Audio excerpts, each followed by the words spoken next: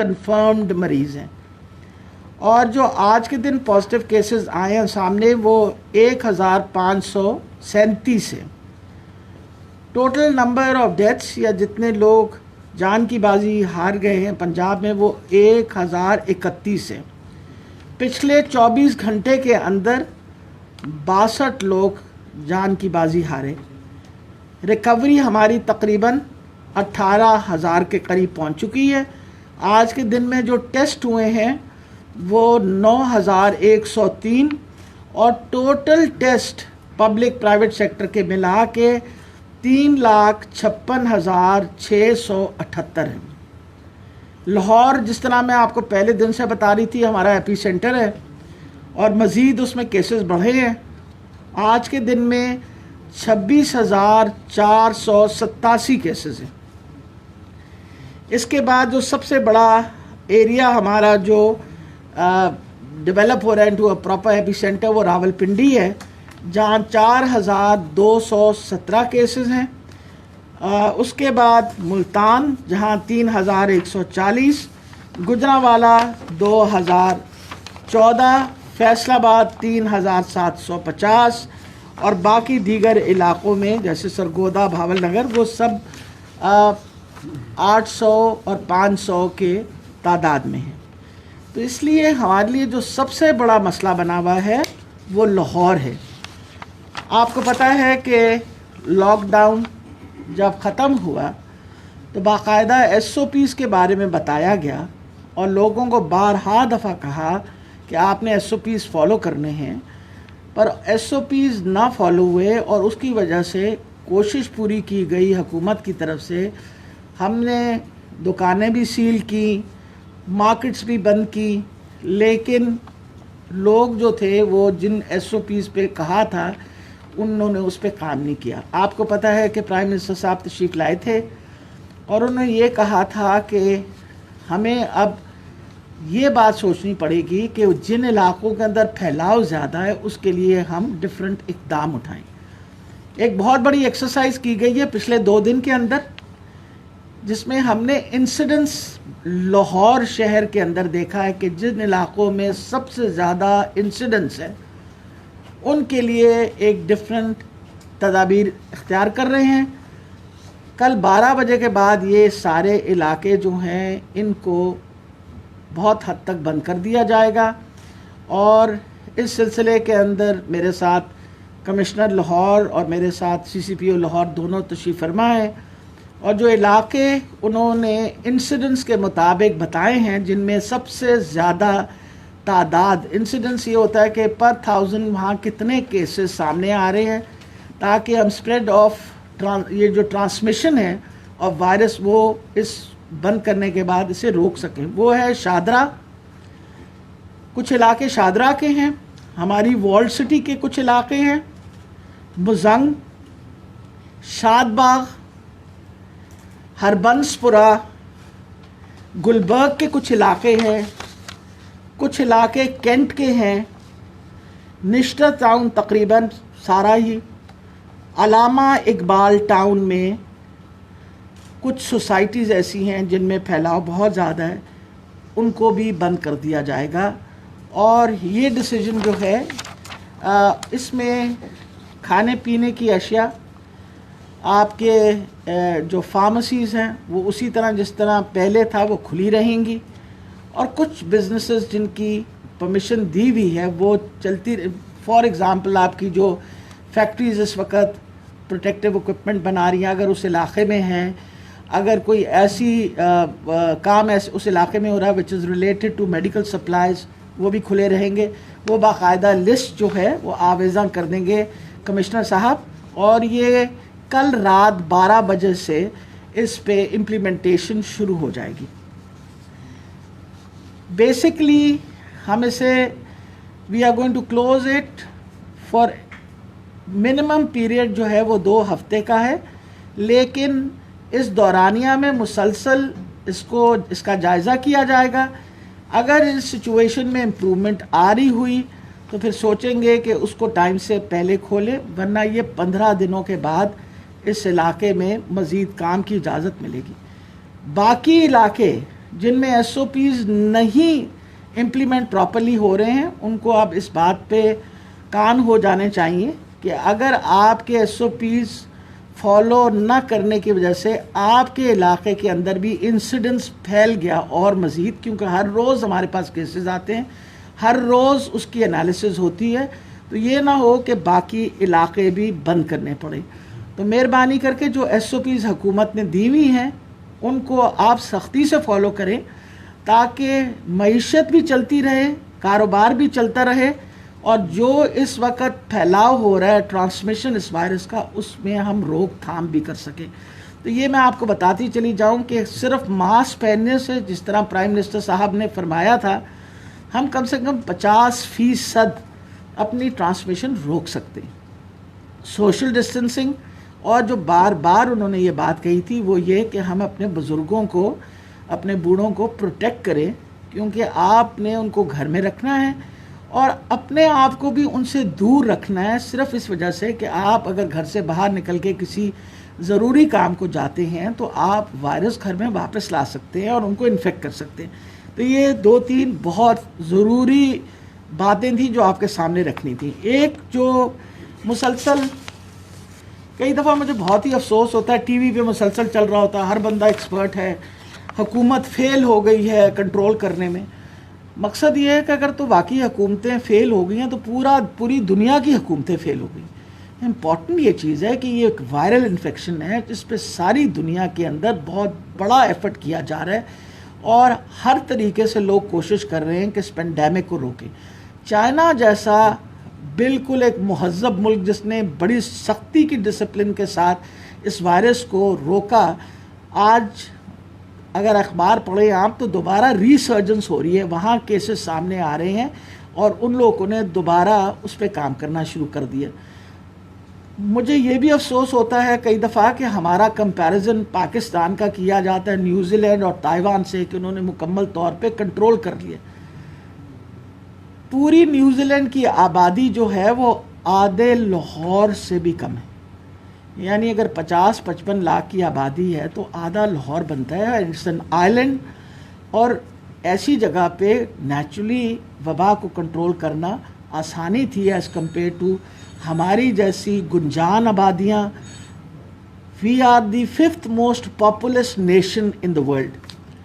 लेकिन इन चीज़ों को मद्देनज़र रखते हुए हुकूमतों ने, सब हुकूमतों ने, इसमें यह नहीं कि पंजाब हुकूमत, मैं कहूँगी सिंध हुकूमत ने, खैबर पख्तूनख्वा ने, बलूचिस्तान ने, over and above I think जितना एफर्ट गिलगित बल्तिस्तान, कश्मीर, आज़ाद कश्मीर ने किए, ये I think there are no examples of it. अगर आप अपना कंपैरिजन इंडिया के साथ करें तो आई एश्योर यू कि we are better off than our neighbouring countries.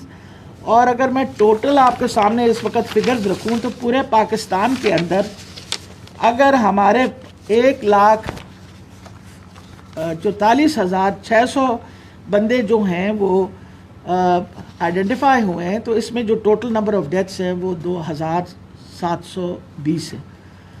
तो जब आप डेथ्स की फिगर देखते हैं तो आपका फर्टिलिटी रेट बाकी मुल्कों के मुकाबले में डेफिनेटली अभी भी, इसको अगर इन फिगर्स पे भी कैलकुलेट करें तो इट्स 1.8। ये सारी जो बातें मैं आपसे कर रही हूँ ये इसलिए ज़रूरी हैं कि एक तो हमें ख्याल रखना चाहिए कि जब हम हर वक्त डूम्सडे सिनेरियो दे रहे होते हैं तो लोग बहुत ज़्यादा लोग डिप्रेशन के भी शिकार हो रहे होते हैं। ये एक बीमारी है, वबा है।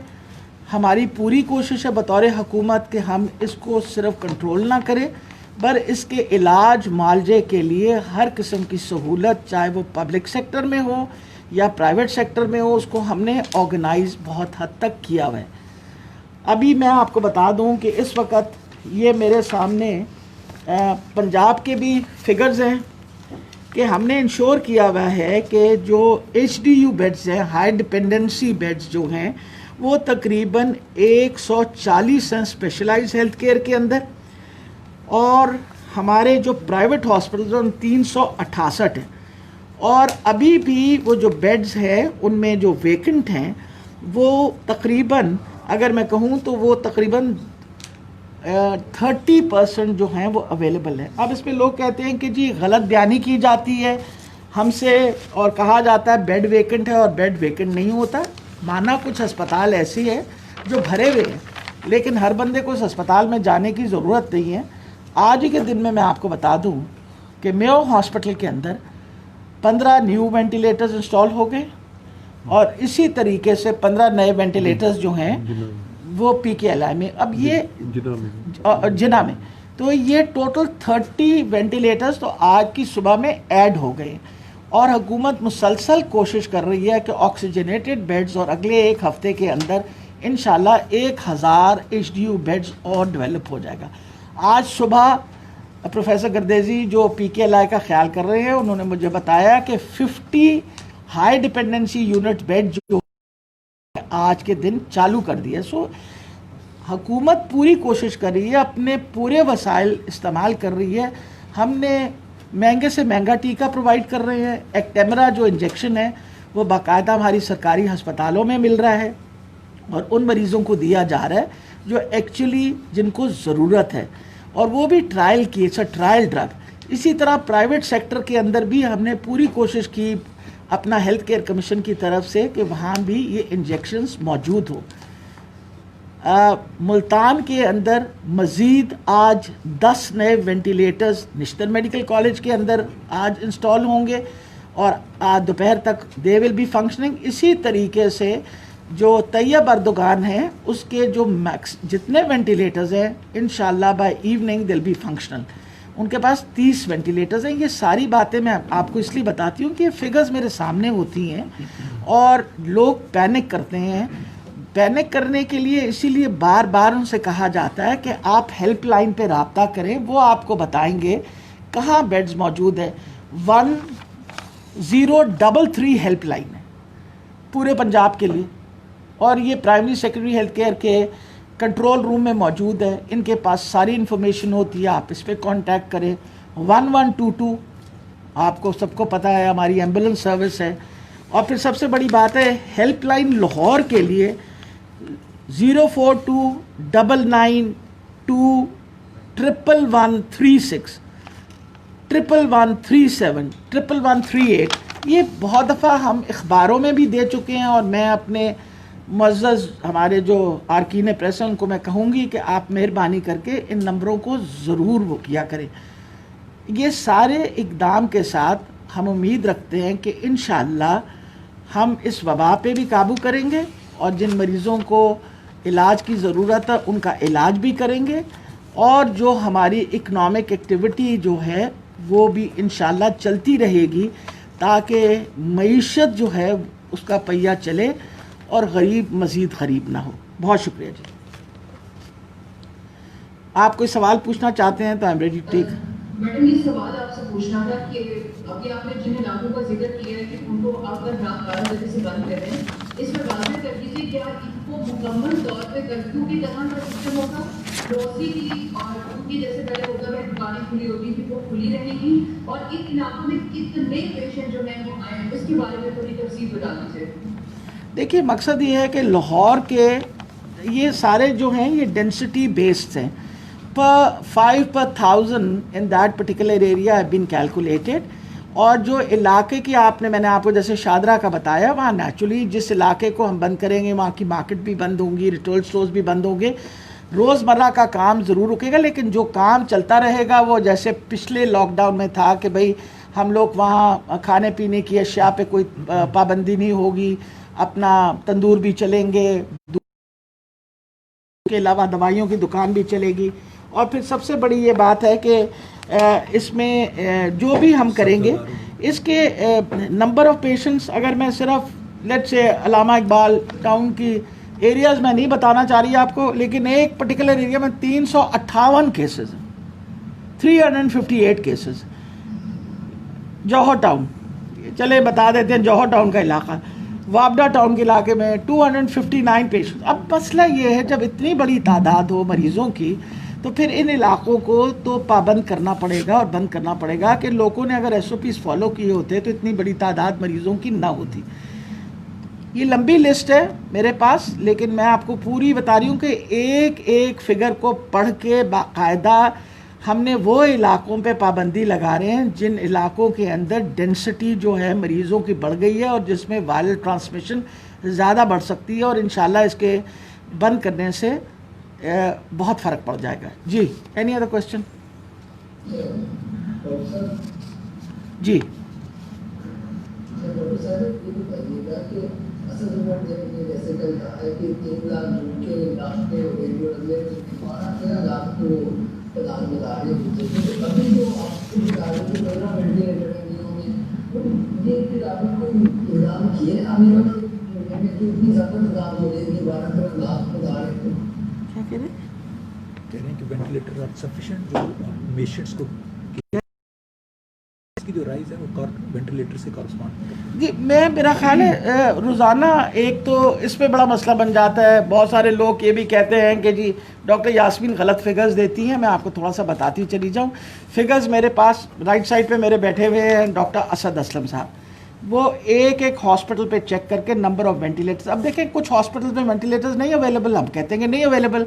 For example let's say Lahore general hospital में आज वेंटिलेटर अवेलेबल नहीं है, बट आई नो कि PKLI के अंदर 9 वेंटिलेटर्स अवेलेबल हैं। मुझे ये पता है कि आज मेयो हॉस्पिटल के अंदर 15 वेंटिलेटर्स अवेलेबल है। इस वक्त लाहौर की जो मेरे सामने फिगर है मैं आपको अभी बताती हूँ, जो एक सेकंड, लाहौर के अंदर सिर्फ इस वक्त अगर मैं आपको बताऊं तो टोटल नंबर ऑफ वेंटिलेटर्स जो हमारे पास वेकेंट हैं ये हैं पब्लिक और प्राइवेट सेक्टर को।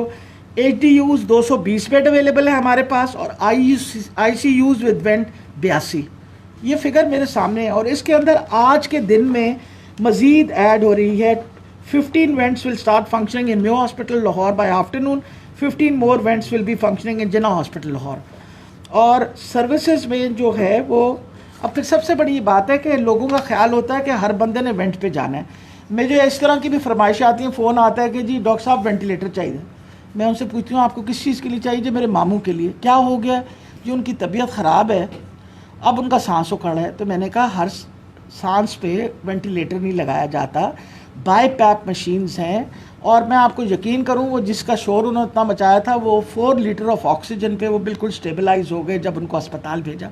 मरीज़ घर से डिसाइड करते हैं कि हमें वेंटिलेटर की ज़रूरत है और पूछते यही है कि वेंटिलेटर बेड चाहिए। घर पे बैठ के तो किसी को नहीं समझ आएगी ना कि वेंटिलेटर बेड चाहिए या नहीं। उनको अस्पताल आना पड़ेगा, अस्पताल में फिर डिसीजन दी जाएगी कि do they require high flow oxygen. और नॉर्मली वेंटिलेटर पे हम तब मरीज़ डालते हैं जब 15 लीटर ऑक्सीजन पे मरीज़ मेंटेन ना कर रहा हो एग्जॉस्टन की वजह से, उससे पहले नहीं डालते। हमारे सबसे अच्छे रिज़ल्ट जो हैं वो बाईपैप और हाई प्रेशर ऑक्सीजन के साथ बहुत अच्छे रिजल्ट्स आ रहे हैं। माशाल्लाह मरीज़ हमारे रिकवर कर रहे हैं with a huge number of patients which are recovering. Next question. आपसे ये करना था कि सर्विस हॉस्पिटल्स में लोग हॉस्पिटलों में हमारा जाना होता है और तो वहाँ के जो डॉक्टर्स हैं वो ये होना होते हैं कि हुकूमत पंजाब जो है हमें फिक्र हो जाने का हम अपनी मदद आपके तहत जो है तो इस लेते हैं और फ्रंट लाइन पर आकर हम मरीजों को चेक करते हैं। इस वजह से आप ज़रा तफसील से बताएं और डॉक्टर से अगर आपको भी आप जाएँ हॉस्पिटल का विजिट करें उनको इस्तेमाल करें अगर ऐसा कोई मसला है। परसों आज से 2 दिन पहले YDA के सारे रिप्रेजेंटेटिव्स आए हुए थे मेरे पास पूरे पंजाब से और उनके साथ बैठ के डिटेल डिस्कशन हुई कि आपको किसी किस्म का मसला हो आप हमें बताइए। और मैं आपको यकीन से बताती हूँ कि उन्होंने कहा कि हम सेटिस्फाइड हैं, हमें जो सामान मिल रहा है हर हॉस्पिटल के अंदर इस वक्त इक्विपमेंट अवेलेबल है। डॉक्टर असद असलम के पास पूरे लाहौर की जो डिस्ट्रीब्यूशन है वो मौजूद है। किसी अस्पताल को कोई इक्विपमेंट चाहिए होता है वो दे दिया जाता है। NDMA हमारे साथ बहुत ज़्यादा कोऑपरेट करी है। अभी उन्हीं की एफर्ट से 1000 ऑक्सीजनेटेड बेड्स और किए जा रहे हैं। हमने ख़ास तौर पे मेरे साथ आसिफ तोफैल साहब बैठे हमारे एडिशनल सेक्रेटरी, इनका नंबर सारे डॉक्टर्स को दे दिया है कि अगर कोई डॉक्टर कंप्लेन करना चाहे या उसको कोई प्रॉब्लम हो तो वो डायरेक्टली आसिफ साहब को फ़ोन करके बताए, ताकि हम अपने जो फ्रंट लाइन वर्कर्स हैं उनके मसले मसाइल हल करके उनको बेहतर से बेहतर सहूलतें दें, क्योंकि हम उनकी बहुत कदर करते हैं। वो बड़ी मेहनत कर रहे हैं, जिसमें हमारी नर्सेज भी शामिल है, पैरामेडिकल स्टाफ भी शामिल है। जी अगले, हाँ जी, और कोई सवाल जी? थैंक यू वेरी मच जी, बड़ी मेहरबानी।